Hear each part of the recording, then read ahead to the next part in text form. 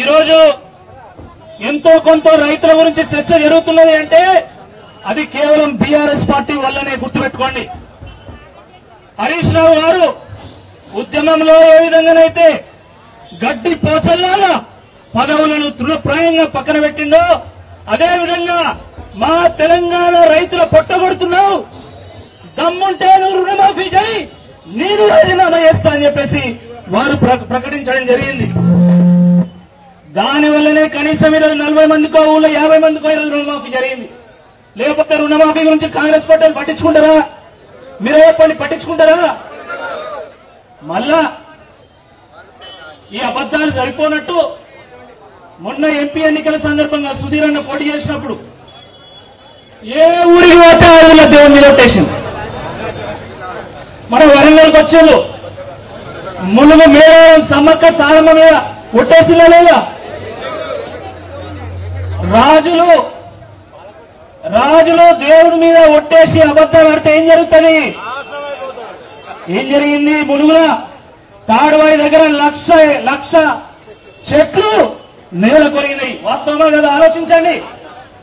రాజు తప్పు చేస్తే, రాజు దేవుడి మీద ఒట్టేస్తే ఆ రాజ్యానికి మంచిది కాదు. కేవలం అదే కాదు, కొంటతనం కూడా స్టార్ట్ అవుతుంది. రేవంత్ రెడ్డి ఏం మాట్లాడతాడు ఇవాళ ముఖ్యమంత్రి స్థాయిలో? పేగులు మడకేసుకుంటా, లావుల తొండలు వదులుతా, పండబెట్టి తొక్కుతా, కళ్ళు గోటీలాడతా, గిరి ముఖ్యమంత్రి. ఎందుకంటే దేవుని మీద ఒట్టేసిండు, అబద్దాలు ఆడింది కాబట్టి కొంటతనం నాకింది. అవునా కదా? కాబట్టి కాంగ్రెస్ పార్టీ నాయకులు ఇప్పుడే ఏదైనా ఆలోచించుకోవాలి. ఈరోజు రైతుల పక్షాన బీఆర్ఎస్ పార్టీ ప్రశ్నిస్తుంటే ఈరోజు వ్యక్తిగతమైనటువంటి దాడులు చేస్తున్నారు, దూషణలో దిగుతున్నారు. మొన్న హరీష్ రావు గారు వరద బాధితుల కోసం అక్కడ ఖమ్మం పోతే ఆయన కాన్వాయ్ మీద దాడి చేసింది.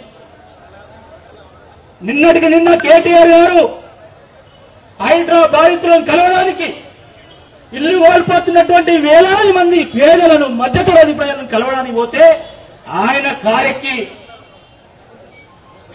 దాడి చేయడం జరిగింది. ఇక నిన్న చూసిండ్రు లేదా మీరు? కొండా సురేఖ గారు ఏం మాట్లాడారో మీరు చూసిండ్రు. వీళ్ళు మంత్రులా? ఇక మహిళనా? వరంగల్ ఇజ్జత్ పోతుంది.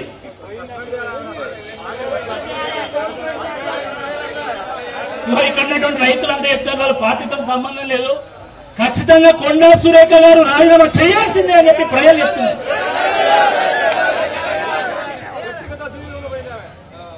ఆమె అంటే అన్నది మళ్ళా సిగ్గు లేకుండా మేము సమ్మక్క సారాలమ్మ వారసులం, రాణి రుద్రమాదేవి బిడ్డలమని చెప్తారు. మా వరంగల్ పేరు చెప్పడానికి మీకు కనీస అర్హత కూడా లేదని చెప్పి ఈ సందర్భంగా గుర్తు చేస్తా ఉన్నాను. వరంగల్ అంటే సంస్కృతికి, సాంప్రదాయాలకు, సంస్కారానికి ఒక నిలయం. ఇది ప్రత్యర్థులను సైతం మర్యాద ఇచ్చి గారు మాట్లాడిన తీరు చూసి మొత్తం యావత్ తెలంగాణ తలదించుకుంటున్నది. ఈమె సురేఖ గారు శూర్పణఖ చెల్లెలని చెప్పి మొన్న ఒక ఆయన నాతో అంటాను. ఆ రోజు లక్ష్మణ్ ఎట్లయితే శూర్పణఖ ముక్కు చెక్కిండో అట్లనే తెలంగాణ ప్రజలందరూ కూడా ముక్కు చెక్తే కానీ చక్కగా కాదని చెప్పి మొన్న ఒక ఆయన అంటాడు. మనం అట్లా మాట్లాడద్దు, ఎందుకంటే మనకు సంస్కారం ఉంది. కానీ వాళ్ళు ప్రజలు మాట్లాడుతున్నారు. కాబట్టి కాంగ్రెస్ పార్టీ నాయకులారా, నిజంగా కనుక ఈరోజు రాష్ట్రంలో ఉన్నటువంటి 60 లక్షల మంది బీఆర్ఎస్ సైనికులు తలుచుకుంటే నువ్వు ఒక్క అడుగు కూడా తెలంగాణలో పెట్టలేవు, ఒక్క అడుగు కూడా గ్రామాల్లో పెట్టలేవు. కాబట్టి మీరందరూ కూడా జాగ్రత్తగా ఉండాల్సిందిగా ఈ సందర్భంగా నేను కోరుతా ఉన్నాను. దొంగెట్లనట్లయితే ముళ్ళుగర పెట్టి మనం ముందు తీసుకెళ్తామో అట్లనే 5 ఏళ్లు మనందరం కూడా ముళ్ళుగర పెట్టి కాంగ్రెస్ పార్టీని ముందు తీసుకెళ్లాల్సిందే. తప్పకుండా రైతు హరానికి బీఆర్ఎస్ తన మద్దతు ఉంటుంది. బీఆర్ఎస్ ధనమంతా కూడా రైతుల గలమై 1000 గొంతులను, లక్షల గొంతులను ఏకం చేసి ప్రశ్నిస్తుంది అని చెప్పి ఈ సందర్భంగా మీ రైతు సోదరులందరూ కూడా భరోసానిస్తున్నాము.